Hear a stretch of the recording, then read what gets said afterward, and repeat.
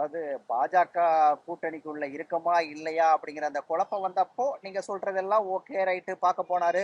அது வெளியில தெரியக்கூடாது, நாம தான் போனோம்னு தெரியக்கூடாதுங்கிறதுக்காக வந்து முகத்தை மறைச்சிருக்கலாம். இப்போ அதிமுக பாஜக கூட்டணி தான் இருக்குது அப்படிங்கிறது எல்லாருக்கும் தெளிவா தெரியும். அப்படி இருக்கும்போது எடப்பாடி அந்த முகத்தை மறைக்க வேண்டிய அவசியம் என்னங்கிறது ஒண்ணு. ரெண்டாவது, எடப்பாடிக்கு பக்கத்துல இருக்கிறது யாருங்கிறதே இன்னைக்கு ஒரு பெரிய பட்டிமன்றமா போயிட்டு இருக்கு. அவருடைய மகன் மிதுன் என்று சொல்லப்படுகிறது. ஏன்னா தன் உடன் சென்ற சகாக்களை அவர் நம்புவது கிடையாது. அது தம்பிதுரையாக இருந்தாலும் சரி, சி வி சண்முகமாக இருந்தாலும் சரி, அல்லது வேலுமணியாக இருந்தாலும் சரி, குறிப்பாக வேலுமணியாக இருந்தாலும் சரி, அவர்களை எல்லாம் அவர் நம்புவது கிடையாது. அதனால் தனிப்பட்ட சந்திப்புகள், இது போன்ற பிரத்யேகமான சந்திப்புகளுக்கெல்லாம் தன் மகன் மிதுனைத்தான் அவர் பயன்படுத்துகிறார் என்று கேள்விப்பட்டிருக்கிறேன். நீங்கள் சொன்னது போல கூட்டணியில் இருப்பவர் ஏன் இப்படி ஒளிந்து செல்ல வேண்டும், மறைந்து செல்ல வேண்டும் என்கின்ற கேள்வி நியாயமான கேள்விதான்.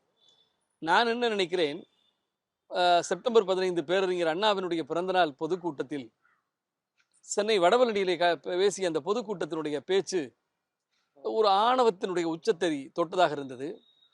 அவர் என்ன சொன்னார்னா, பத்திரிகையாளர்களை பார்த்து, நீங்கள் தவறாக எழுதுகிறீர்கள், ஏதோ நான் அச்சப்படுகிறேன், பயப்படுகிறேன், என்னை அமித்ஷா அழைத்திருக்கிறார் என்றெல்லாம் நீங்கள் பொய்யான தகவல்களை எழுதுகிறீர்கள்.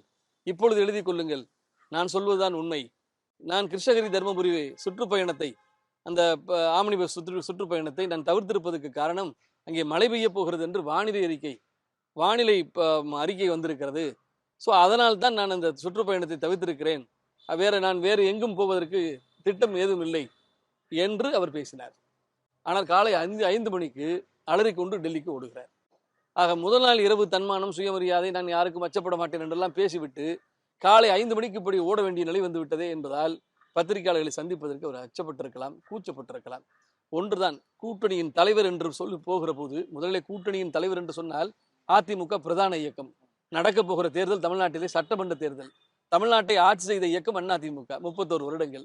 அப்படி இருக்கிற போது அதிமுகவினுடைய பொதுச் செயலாளர் நீதான் என்று சொன்னால், உண்மை தேடித்தான் 4 தொகுதி 3 தொகுதி வாங்குறதுக்கு பாஜக தமிழ்நாட்டுக்கு வந்திருக்க வேண்டுமே தவிர இவர் ஓட வேண்டிய நிலை வந்திருக்காது.